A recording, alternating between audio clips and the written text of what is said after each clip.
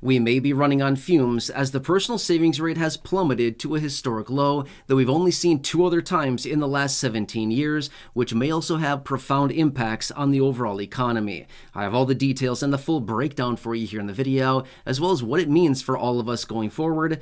Let's get into it and talk through the details. First off, can I ask a huge favor of you? If you haven't done so, please make sure to like the video with the big thumbs up button right down below. Thank you so much. Really appreciate that. Also, if you haven't done so yet, please make sure to subscribe to the channel as well with the big subscribe button right down below the video. Thank you so much. Really appreciate your support, and let's get into it and talk about it. All right, now this is actually very interesting because what drives the overall economy? Is it dogs and cats? Is it elephants? Is it the neighborhood squirrel? Is it businesses? Or is it us, the people? It is us, all of us, our money and our spending. Now you might be thinking, but wait, I don't have any money. That's okay, because here's the thing. A lot of people don't have any money right now. However, all of us cumulatively, we have a lot of money, all of us together. If we have, say, $800, $1,000, if we spend $1,200, whatever it happens to be, all of our money that we put together, that we all spend on necessities, whether it's food, shelter, clothing, medical, literally doesn't matter. All of us spending money every single month drives this economy. However, we're dealing with a major situation right now that we haven't seen in a very long time. Now get this, it all comes down to personal savings rates. In fact, prior to 2020, so just a few years ago, the average savings rate for many decades was about 10%. In other words, for every $100 that somebody received as income coming in, they saved about $10 of that. Not bad, right? So they spent about 90, they saved about 10 of it. 10% was the overall savings rate. That was for decades. However, over the last couple of years here, and as of recent, just a couple months ago, the most recent report that came out, we can see that the overall savings rate, personal savings rate for you and me and everybody else out there, has plummeted down to 2.9%. That means for every $100 that we have brought in through income or whatever it happens to be, we are saving on average $2.90. That's really bad, right? So there's only a couple ways out of this. Either spending needs to go down, which is not going to happen. We're not going to start spending less money these days unless we, start growing all of our own food and making all of our own clothes and, refining our own gasoline, which I would not recommend that. I mean, you know what I'm saying here, right? It's not happening. Our spending is not going to go down because prices have gone up so much over the last couple of years here that, unless we have some dramatic changes with a lot of different things, our spending is definitely not going down anytime soon. Even for all of us that are only buying the necessities, our spending is still going to probably continue to ratchet up because prices will continue to increase slowly, and we will still need to continue buying the necessities. Therefore, our spending can't really go down any further than it already is, right? So either spending needs to go down or incomes need to go up. Well, that's a joke. We know better than that, right? To think that our incomes are going up, yeah, right. We know better than that. That is also not happening. So of these two scenarios, either income goes up, not happening, that's not going to happen anytime soon, or our spending goes down, which, okay, fine. Maybe we adjust our spending a little tiny bit, but that's not going to do much either. For the most part, we are tapped out about where we are. Our incomes are about where they're going to be. They're not going to go up much. Our spending has been drawn down as much as we possibly can. It's not going to adjust much more. We are in a very precarious situation, okay? Now, you might be thinking, who cares? It's the personal savings rate. I don't save any money. Okay, that's fine. If you don't, that's totally fine. But just imagine this. If the vast majority of the population, as in the huge percentage of the population in the United States, brings their personal savings rate down to, call it virtually nothing, like $0, what does that mean in the event of the economy? It means that we have basically drawn down all of our purchasing power, all of our firepower. What does that mean for the overall economy? Well, what did I say at the beginning of the video? Who drives the overall economy? Is it the neighborhood squirrel? No. Is it the neighborhood dogs? Nope. Who is it? It's you and me and everybody else watching this video and everybody else out there. It's us spending our income, spending the money that we have, any reserves that we have, things like that. So if any money that we have is no longer available, as in purchasing power, firepower to go after the economy, to buy goods and services, to exchange it for things like that, what happens? The economy contracts in a massive way. Okay, I mean, that's literally what drives this. Now, obviously, there is business spending and things like that. Businesses typically have more money, but not always. You know, there's this misconception out there that a lot of people believe that businesses are just flush with cash and have so much money. That is not the case for the vast majority of businesses. If you look at the balance sheet of virtually any business, they're sitting on tons and tons and tons of debt. It's crazy, right?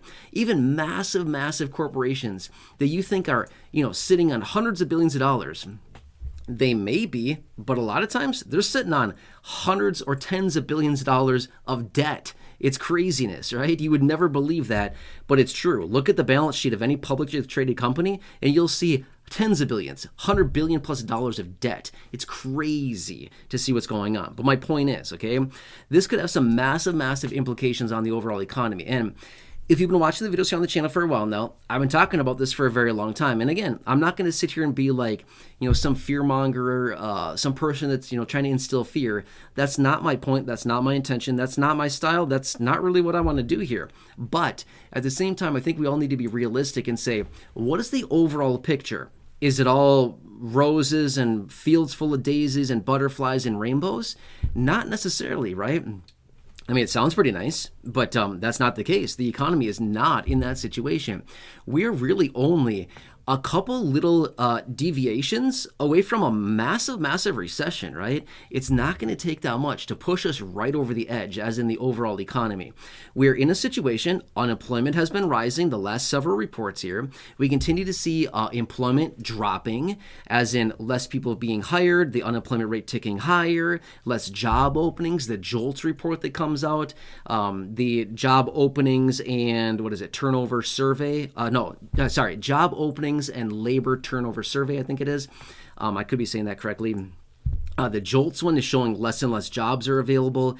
I mean, we're getting into a very precarious situation where this economy is very tender right now. It's very fragile. It's not going to take a whole lot to really, really push this thing off the cliff. And then, whoops, there it goes. Look out below, right?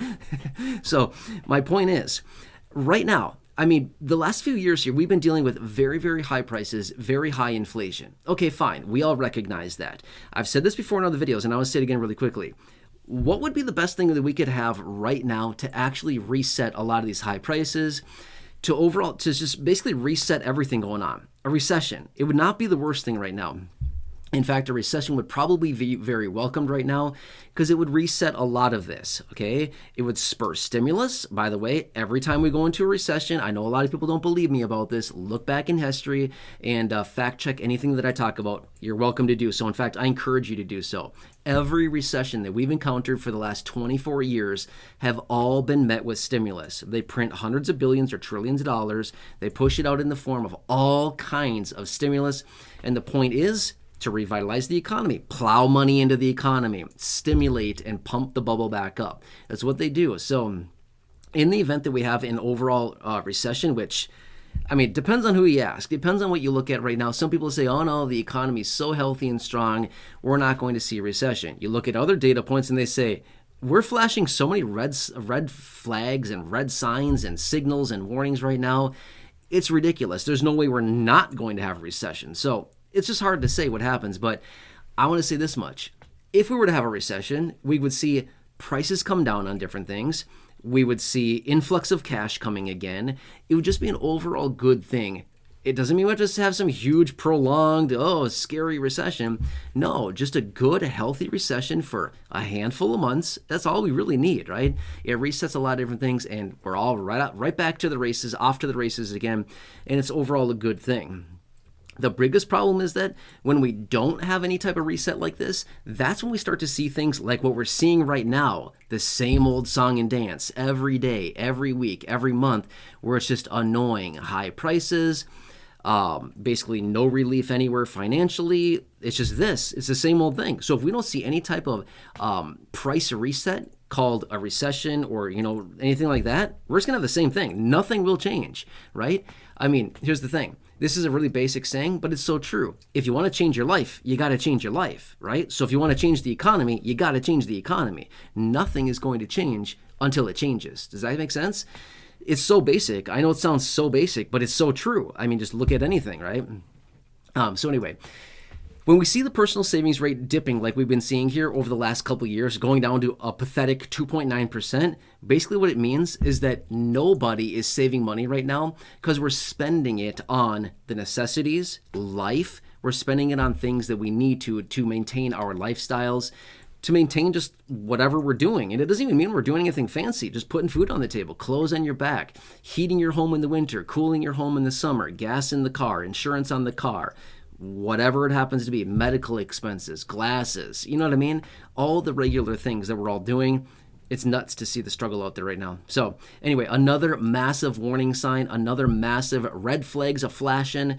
Well, red lights flashing, more like something like that. I don't know. I don't think red flags flash, but you get my point, right? Anyway, I hope this helps you. But again, I just want to keep you posted on what I'm seeing out there. A lot of different things coming out suggesting we are maybe not in the best economic times right now. And again, only time will tell. We will see here. It's going to be very volatile over the next couple months here with a lot of different things happening and a lot of major decisions being made. I will keep you posted on all of it. And as we get any new developments, obviously, I'll be right here for you breaking it down. So again, thank you so much for watching. Please like the video. Thumbs up button right down below. Thank you so much. Otherwise, subscribe down below as well. Big subscribe button waiting for you. Totally free to do so. You don't need to pay even a single penny. I don't want it. Keep your pennies. I don't want them. Other than that, check out the other videos here on the channel. Nearly 5,000 videos here in the channel in the video library. The ones I've hand selected for you down below in the description or the top of the comment section. Some very popular and great videos for you there. Check those out. Otherwise, right now showing up on your screen, you'll see some videos there as well. Thanks so much for watching. Check out those videos, and I'll see you again in a little while.